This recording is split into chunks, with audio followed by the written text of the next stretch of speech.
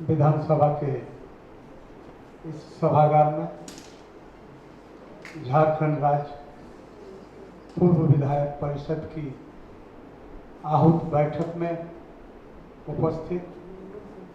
हमारे राज्य के संवेदनशील और ऊर्जावान मुख्यमंत्री हमारे मंच पर उपस्थित हैं। साथ में इस परिषद के अध्यक्ष देवेंद्रनाथ चंपियाल जी, हमारे साथ हमारे अनुभवी गार्जियन हेमेंद्र प्रताप देहाती जी और इस प्रसाद में बैठे हुए तमाम माननीय पूर्व सांसद और विधायकगण।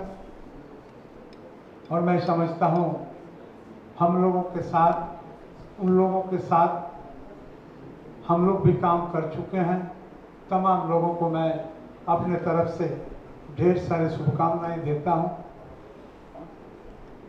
साथ साथ मैं आपके इस पूर्व विधायक परिषद के तमाम पदाधिकारी और सदस्यों को धन्यवाद देता हूं कि आप भले ही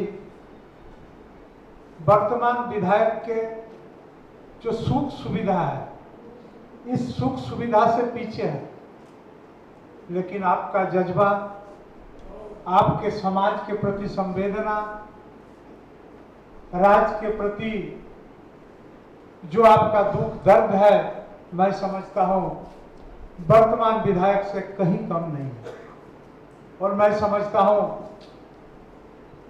इसी जज्बा के साथ, इसी जज्बा के लिए आप तमाम लोग इस राजनीतिक प्रवाह के निरंतरता को बरकरार रखने के लिए आपने हर साल इस कार्यक्रम का आयोजन करता है। आयोजन आप लोगों के मार्फत होते रहता है। इसलिए निश्चित रूप से मैं कह सकता हूं कि आने वाले समय के लिए आप मार्गदर्शक हैं, आप पायनियर पर्सन हैं। आप आगे चलने के लिए आपका कर्म, आपका ज्ञान, आपका सुझाव हम लोगों के लिए या आने वाला पीढ़ी के लिए पाथेय के रूप में रहेगा। मैं आपको बता दूं, पूर्व विधायक का जो कष्ट, इसका उसमें मैं भी हूं। पिछले इसके पहले 5 साल मैं भी पूर्व था और उस समय में जो अनुभव हुआ पूर्व विधायकों को क्या होना चाहिए, राजनीति के इस निरंतरता को बरकरार रखने के लिए क्या होना चाहिए, वह हो नहीं पाता है। एक तो दल के साथ चलना पड़ता है और दल के साथ चलते चलते फिर समाज, गांव और जनता के साथ चलना पड़ता है। फिर इस प्रवाह में कहीं आप आगे स्थापित होंगे और कहीं इस प्रवाह में थोड़ा सा इसमें अगर कमी रह जाता है तो मैं समझता हूं छूटने की ज्यादा संभावना होता है। मैं उस शब्द को कहूं, भले ही इस परिषद के लिए बहुत उपयुक्त नहीं होगा, फिर भी इस बात को मैं आपके बीच शेयर करना चाहता हूं कि ये राजनीति एक बेगबान घोड़ा की तरह होता है और इसका पूंछ जो जितना ताकत के साथ पकड़ता है, वो घोड़ा उसको उतना आगे ले जाता है। कहीं उसमें ढिलाई अगर हो गया तो फिर हम लोग राजनीति के मुख्य धारा से दूर दूर छिटकते हैं, छिटकने का संभावना हम लोगों का होता है। इसलिए निश्चित रूप से इस प्रजातांत्रिक प्रणाली की इस व्यवस्था को जिंदा रखने के लिए, इस शासन व्यवस्था को जिंदा रखने के लिए आपका बहुत ही आवश्यकता है। और साथ साथ मैं यह भी स्वीकार करता हूं कि हमारे बहुत सारे माननीय पूर्व गार्जियन लोग बोल रहे थे, मैं उनके बात को बारीकी से सुन रहा था। सुख सुविधा में सबसे बड़ा चीज है कि उन्होंने समाज के प्रति जो अपना समय का व्यय किया, इस समाज निर्माण के लिए जो अपना जीवन का, अपना जवानी को खपाए, अपना जीवन का तिलांजलि दिए, उनका सम्मान अवश्य होना चाहिए। और मैं समझता हूं कहीं कहीं सम्मान में अगर कमी महसूस होता है तो मन कचोटता है, खलल पैदा होता है। इसलिए मेरा विधानसभा अध्यक्ष होने के साथ साथ हमारे बीच इस राज्य के ऊर्जावान और संवेदनशील मुख्यमंत्री भी हैं, इसलिए मैं उनसे भी आग्रह करेंगे कि हमारे अभिभावक और गार्जियन जो हमारे पहले पंक्ति के मार्गदर्शक थे, उनके मान सम्मान को बरकरार रखने के लिए जो भी संवैधानिक व्यवस्था की आवश्यकता है या वित्तीय प्रबंधन की जो भी व्यवस्था है, हम तमाम लोगों को प्राथमिकता के आधार पर उस काम को करना चाहिए। और मैं और एक बात आपको आश्वस्त करना चाहता हूं, जैसे कई बात आपने रखा, एक बात जो वर्तमान विधायक के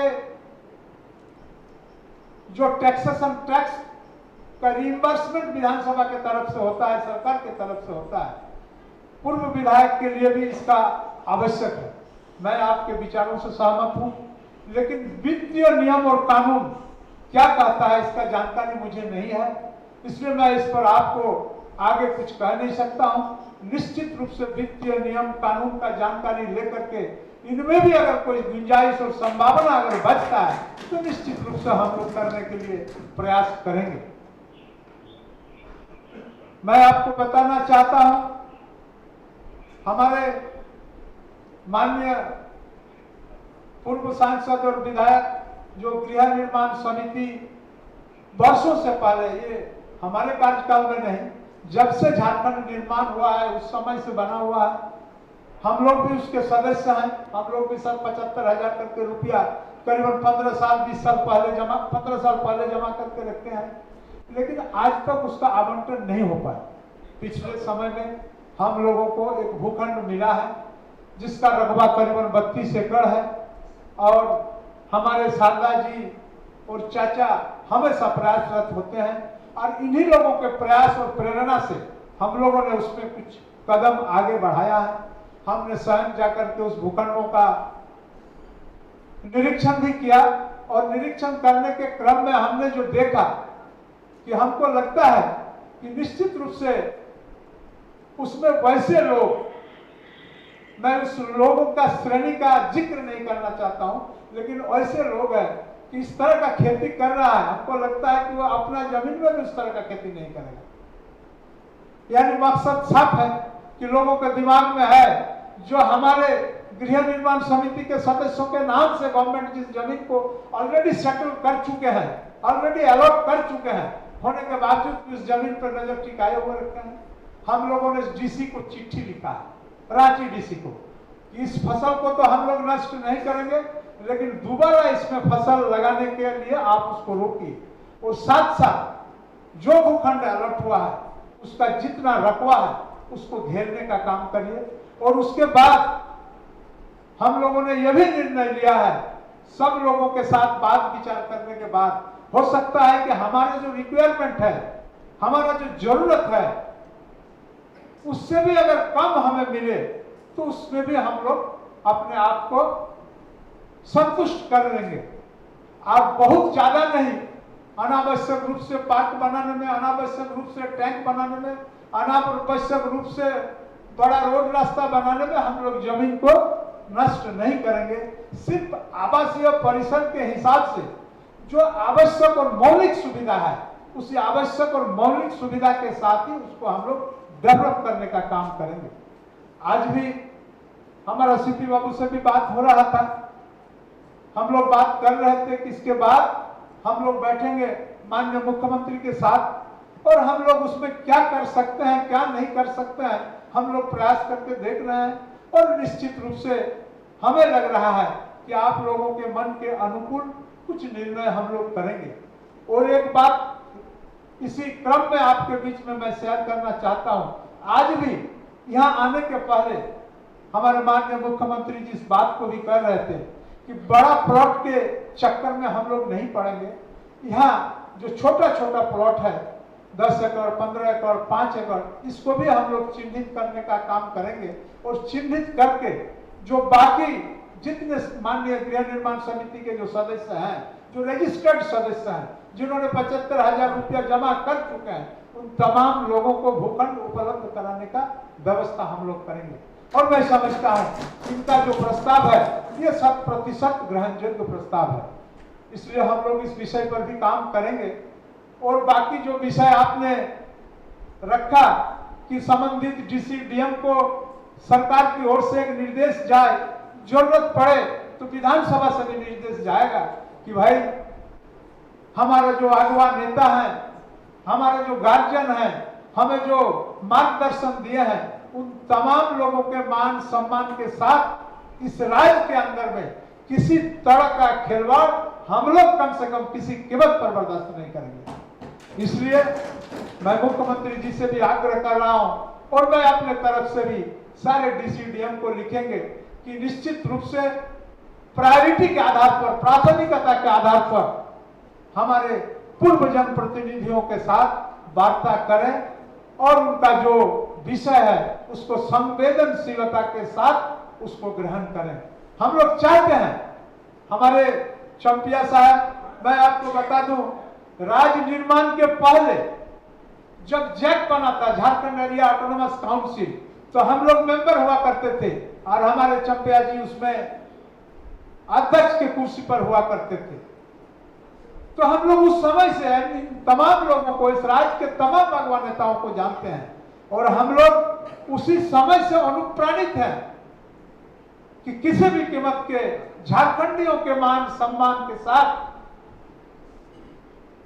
हम लोग उसको किसी कीमत पर हम लोग बर्दाश्त नहीं करेंगे, चाहे कोई भी आदमी हो। इसलिए सरकार के तरफ से और हम लोगों के तरफ से तमाम अधिकारियों के पास एक स्पष्ट चिट्ठी एक नियत समय अंतराल में जाए और सारे लोगों को आगाह करने की जरूरत है। सही मायने में हम लोगों को भी पीड़ा होता है, जो हमारे बड़े भाई को, हमारे बाप दादा को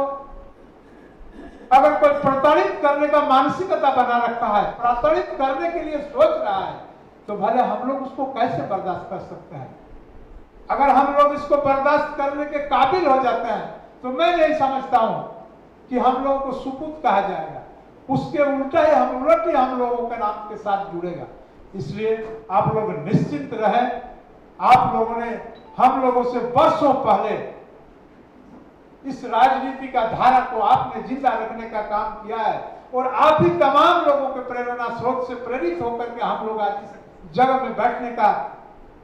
हम लोगों को स्पर्धा प्राप्त हुआ है। इसलिए आप लोगों के मान सम्मान के साथ किसी तरह का खिलवाड़ नहीं होगा और जो भी सुख सुविधा